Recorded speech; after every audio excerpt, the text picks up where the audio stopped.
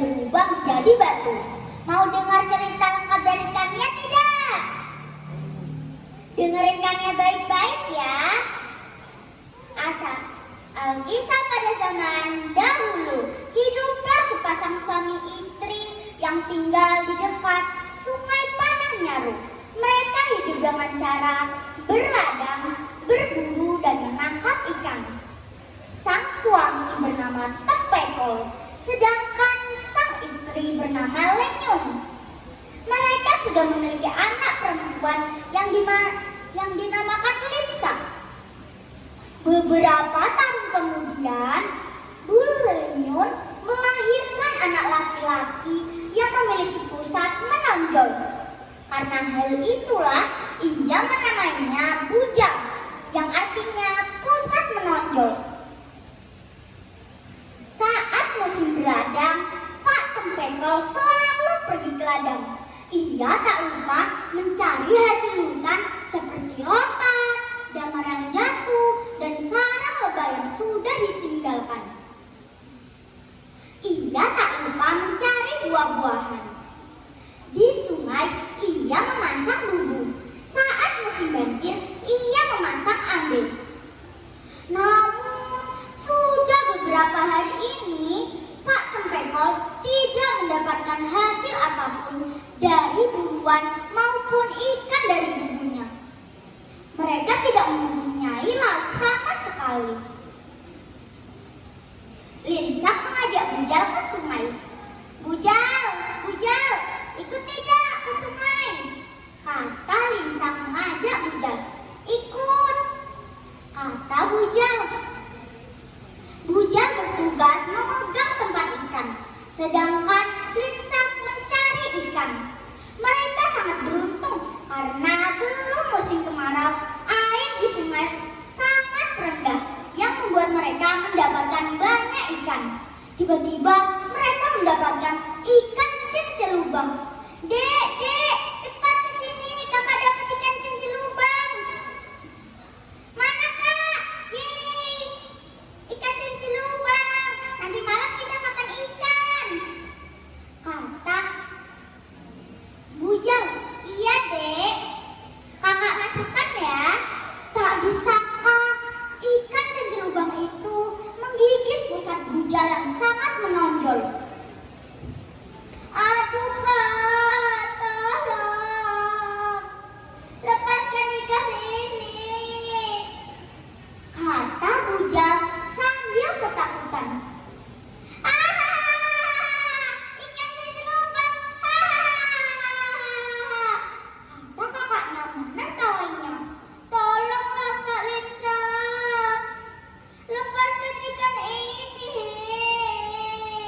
aku sangat takut, kata Bujal sambil menangis. Ikan cencelubang sedang bercanda denganmu, kata kakaknya masih saja menertawainya tanpa memikirkan ia ketakutan. Tiba-tiba, dar, bunyi petir menyambar sangat menggelegar. Linsak melihat tangga yang dipegangnya berubah menjadi batu. Ia segera menggendong Bujal. Ikan yang tadi semula menggigit pusat Bujal berubah. Ia telah tidak menggigit perut Bujal. Mereka bergegas ke rumah. Tiba-tiba petir kembali menggelegar. Dar! Setengah badan mereka berubah menjadi batu. Kak, kenapa kita tidak bisa bergerak? Kata Bujal panik seketika. Entahlah dek, kakak juga tidak tahu. Seluruh badan kakak tidak bisa bergerak. Hanya kepala saja yang bisa kakak gerakkan, kata Linsak.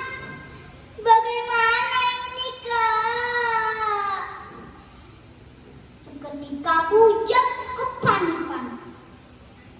Entahlah dek, kakak juga tidak tahu, kata kakaknya menjawab respon adiknya. Ibu,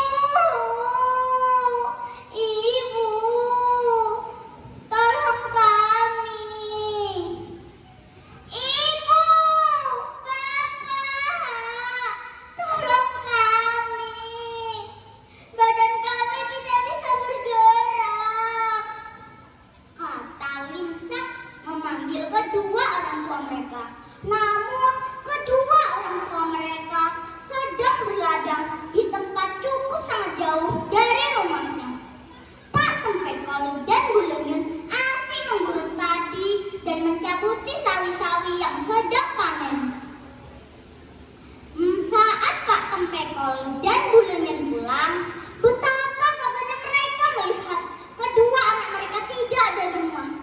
Linsa, Bujal, Linsa, Bujal, di mana kalian?